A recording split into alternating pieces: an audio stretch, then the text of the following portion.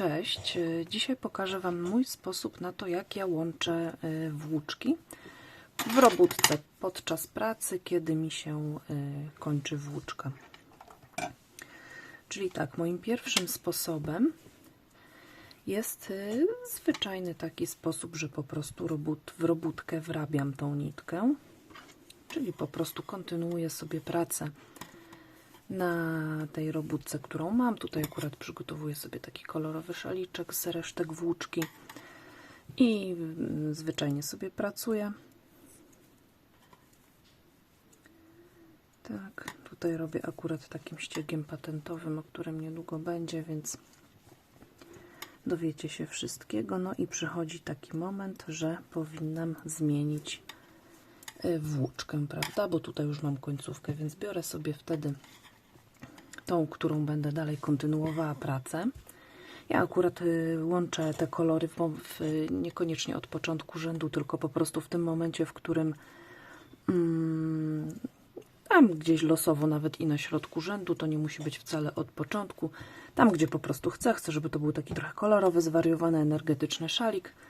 Więc powiedzmy, że w tym miejscu chcę zacząć kontynuować pracę nowym kolorem, więc po prostu sobie tą niteczkę tutaj z tyłu daję pod palce. Biorę sobie kolejną. Nabieram na palec, tak jak zwykle. Tutaj sobie z tyłu te dwie tutaj razem trzymam. I normalnie sobie kontynuuję pracę tym moim nowym kolorkiem.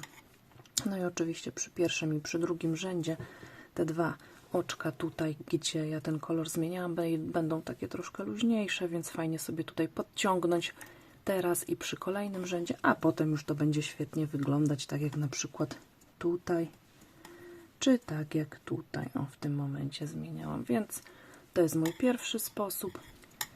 A teraz pokazuję drugi sposób, który polega na tym, że po prostu sobie te dwie niteczki związujemy i wtedy nie musimy ich tak przytrzymywać palcem, tylko zwyczajnie będziemy sobie kontynuować pracę. I jak ja to robię?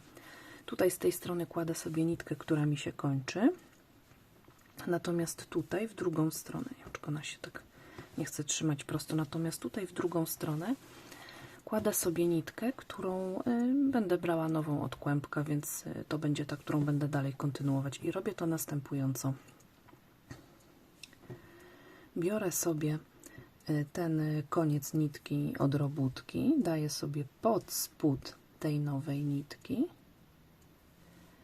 Następnie robię sobie nią tutaj przekładam ją najpierw pod spód tamtej nitki, a potem górą nad jedną i nad drugą nitką. Robię sobie taką pętelkę, wkładam pod spód i zaciągam. Następnie to, co mam, te dwie niteczki, które miałam w ten sposób, obracam w drugą stronę i robię to samo, tylko teraz tym drugim końcem, czyli tym moim nowym kolorem. I tak, może ja sobie to przesunę, o, dokładnie tak.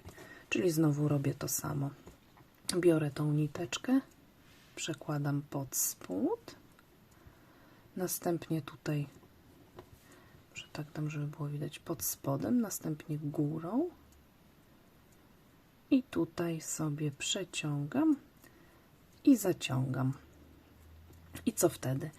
I wtedy jeszcze się upewniam oczywiście, że to jest dobrze związane i wtedy sobie tak przeciągam. Oczywiście tutaj, jak widać, powstały mi dwa supełki, prawda? I tutaj powstały mi takie dwa supełeczki, które są takie ruchome, że one mi jeżdżą po tych nitkach i ja sobie je przeciągam do końca, żeby się tutaj spotkały. I teraz, jak one się tutaj spotkały, to już jest praktycznie takie nie do zdarcia. Biorę sobie wtedy nożyczki, odcinam sobie te końcóweczki, które mi tu zostają, czyli jedną końcóweczkę, odcinam sobie tutaj tą drugą końcóweczkę i mam niteczkę połączoną takim niewielkim supełkiem, ale to się zazwyczaj oczywiście w robótce gubi, natomiast świetnie to trzyma i jak widzicie, ciągnę bardzo mocno i to się nie rozwala, dlatego że tu te supełki po prostu schodzą się do siebie i nie ma możliwości, żeby się rozwiązały. Także ten sposób jest bardzo fajny i bardzo też taki solidny. I teraz normalnie biorę sobie tutaj nitkę i pracuję sobie dalej. O, jeszcze dogrywam tutaj, zbliżam się do tego momentu łączenia włóczek. No i akurat tak się złożyło, że to będzie faktycznie tutaj na skraju mojej robótki. Chociaż tak jak mówiłam, robię je tak randomowo, gdzie mi wypadną, dlatego że mi to w niczym nie przeszkadza. Lubię takie troszeczkę szalone rzeczy. No i teraz tutaj ostatnie oczko brzegowe na prawo. Obracam robótkę. Pierwsze oczko brzegowe też na prawo. Ja lubię tą metodę, żeby mi tutaj takie fajne supełkowe brzegi wyszły, bo one są takie solidne, a tym bardziej w tym wzorze patentowym rewelacyjnie pasują, bo to jest taki gruby, bardzo mięsisty, solidny wzór. Więc tak sobie robię oczka brzegowe. I tutaj sobie, coś mi się źle złapało. No, czasem tak bywa. I tutaj sobie tak pyk robię i kontynuuję sobie wzór już nowym kolorem. Prawe, lewe oczko, to jest bardzo prosty wzór.